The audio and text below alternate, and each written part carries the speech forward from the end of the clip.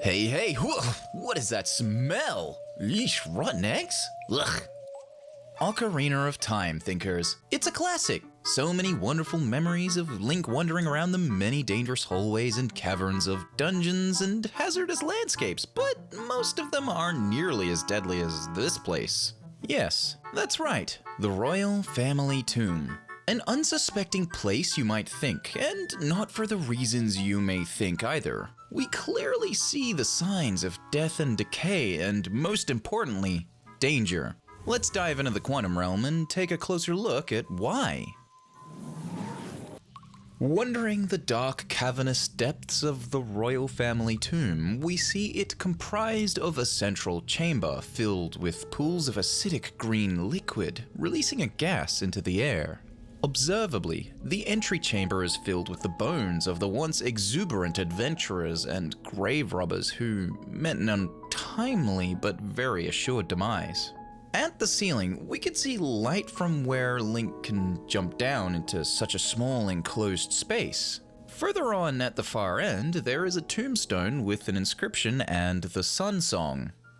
Now, we know these chambers are filled with the undeathly altered forms of the re-dead.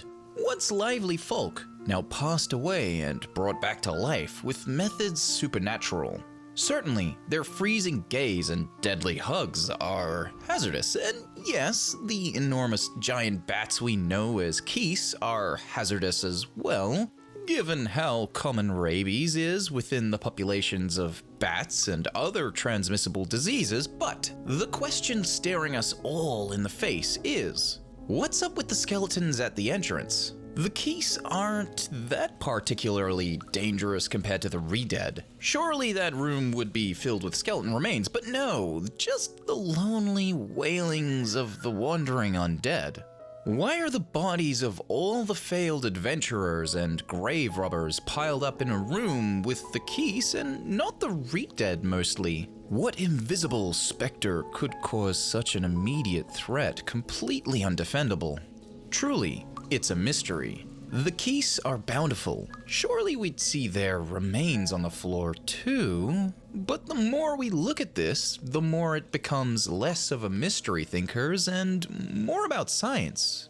Growing up, we get told many stories and many things, often cautionary tales. From the boogeyman to Hansel and Gretel to not talking to strangers. I'm going to tell you a very common story that surprisingly isn't told enough. On January of 2017, a utility worker noticed a portion of pavement not settling in properly and decided to pop the manhole nearby and investigate. Seconds later, his co-worker observing him noticed he went immediately silent. Sensing his friend was in danger and stuck somewhere, he too descended the hole and immediately became silent also. A third worker, observing and listening in, grew worried and descended the hole too to try to help. Silence. Eventually, a firefighter was called to rescue the three workers, but realized he too was in trouble. Rushed to a nearby hospital in critical condition, the firefighter was saved, but the three utility workers didn't make it. What went wrong? One thing living in suburbia we are often told by our parents is never to ever go near a storm drain. No, it's not just because you might get stuck there or the dangers of drowning. Yes, those are really real dangers, but actually, it could very well be the invisible threat lurking in the shadows. Apart from the fact re-dead would have no control over bowel movements anymore, all of the rotting material down below eventually produces a series of toxic gases such as methane and ammonia. All really bad, but hydrogen sulfide really takes the cake. Hydrogen sulfide, also known as sewer gas, is extremely toxic and a highly important risk to manage as it is a direct cause for work-related sudden death. This gas is particularly insidious because you will initially smell it as rotten eggs in lower concentrations. Other symptoms you'd experience would be a sore throat, irritated eyes, and lungs. But in higher concentrations, it's almost undetectable to your sense of smell, and if presented to you long enough, will cause acute hypoxia. That is, simply put, sudden loss of oxygenation through the body, resulting in a loss of consciousness and, eventually, damage to the brain and death. Hydrogen sulfide is so toxic that it's comparable to cyanide, and in some comparative studies, seen as more toxic. At first glance of Ocarina of Time's dungeon entrance to the royal family tomb, it's easy to gloss over the floor and just see the place as a spooky dungeon.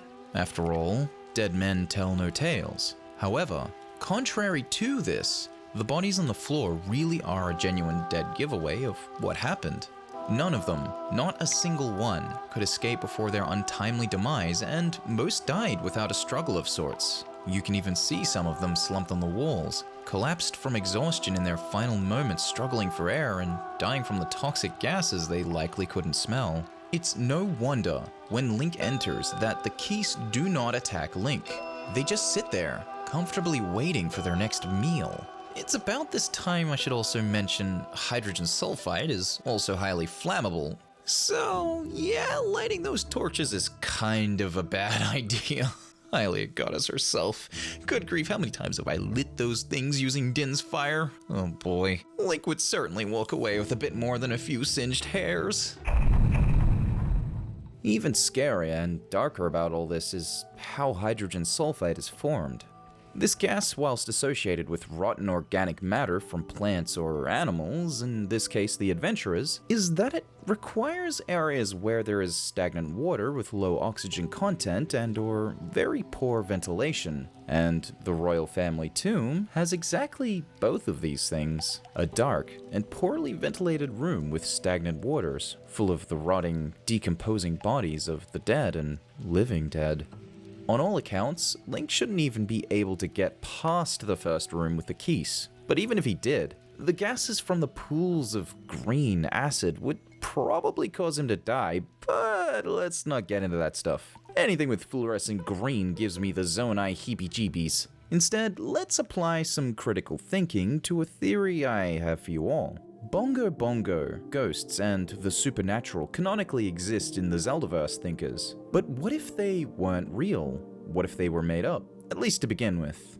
The royal family tomb and Dampe's grave have the same textures for the walls and the floors, and there are redead in both places. Coincidentally, both are underground and in the same graveyard, as well as Dampe's grave being linked to the windmill, which pumps water in and out of the well to other areas we apparently don't see underground. Except we do see these areas marked with the Triforce, which we see in the bottom of the well, the Shadow Temple, and the royal family tomb.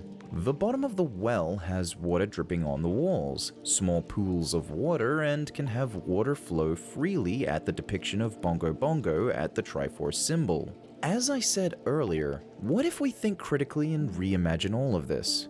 Bongo Bongo, an invisible specter, a great terror unseen and untouchable. People used to venture to the bottom of the well and the royal family tomb and never return. What if these ghostly apparitions are just what people created to make sense of the horrors and grief of losing their loved ones?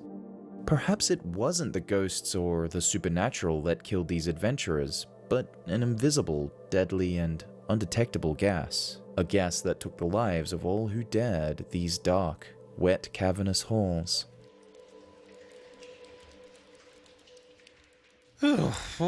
That video was really something else, hey thinkers. Especially that part about Kakariko Village sitting on top of a network of toxic gas tunnels. Yeah, mega dark stuff, right? Also, nobody mentioned the bit about where Kakariko Village could spontaneously combust at any moment. Okay, that part might be darker than Batman's eyeliner. Thinkers, if you enjoyed this video, let me know your thoughts in the comments below and hit that like button and subscribe. If you want to support the channel's content monetarily, you can join as a member on Patreon or join on YouTube. Both will get your name in the credits and behind the scenes access. Now before I head out, be sure to share some of that love and support around at my partner's Instagram at ElfspringArt. Additionally, Elfie is now open for commissions publicly, so if you want something created, again, head down to their Instagram page. Give them a follow. Love ya, Elfie! Thinkers, have a big-brained, thonky day, and be sure to think safe out there. Bye-bye!